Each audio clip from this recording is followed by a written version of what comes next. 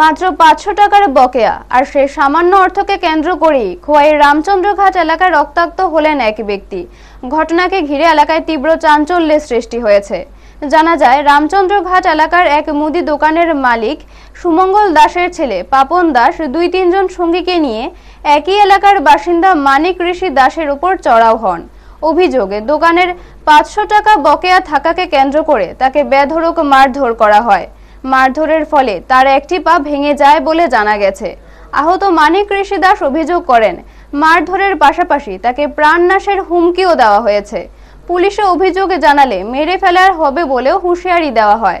বর্তমানে তিনি গুরুতর আহত অবস্থায় চিকিৎসাধীন। মানিক ঋষি দাস জানান, তার পরিবারের একমাত্র উপার্জনকারী সদস্য, ফলে তার এই অবস্থায় পরিবার চরম অনিশ্চয়তার মুখে পড়েছে।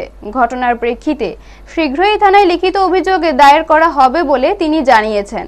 ব্যুরো রিপোর্ট, নিউজ তৎকাল 24। আমার সাথে কি হয়েছে ঘটনা?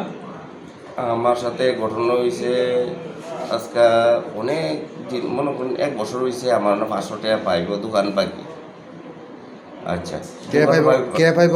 এটা হয়েছে পাইব ওই পাপন দাস, পাতাপুরা। বাবুর নাম হচ্ছে সুমঙ্গল দাস। কি এর টাকা পাইব? ওই বাজামাল দোকানতে আমি খাইতাম আর কি, বাজার টাজার করতাম। ও 2-4-5 হাজার টাকা অনেক সময় বাকি চাকি করতাম, আনতাম। অনেক 500 টাকা বকেয়া রয়েছে, দিতাম পারছি না।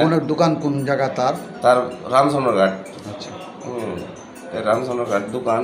ওই টাকা তার সময় মতো দিতাম পারছি না। ওই কারণে আমারে ওই দুইটা মানে তার লোকে আর একজন তো আসিল, আমি কইতাম ভাবে ধরছে, মানে সব করতাম পারছি না। মানে কইছি যে আমার কাছে তো কি পাওনা নাই, আমি কি রে বাকি চাকি আমি যতটুকু আছে সব রায় দিলাইছি, আর কেউই নাই।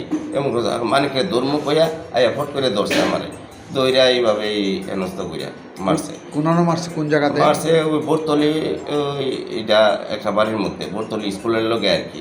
এরপরে বোরতলি স্কুলের লোক একটা বাড়ির মধ্যে আমার লোকে টিএসআর একজন আছে সাক্ষী, তাই নিয়ে আবার কেস মিস যেতে না হো, কেস যদি হো তাহলে কিন্তু তার মারিলাম। একটা ঠ্যাং ভাঙছি, তা আর একটা ঠ্যাং ভেঙে গেলাম। যত টিয়া ঝাঁক দিমো এলে কোনো সমস্যা হইতো না। মানে এইভাবে তারা এই টিএসআরের কাছে এই কথাটা কইছে।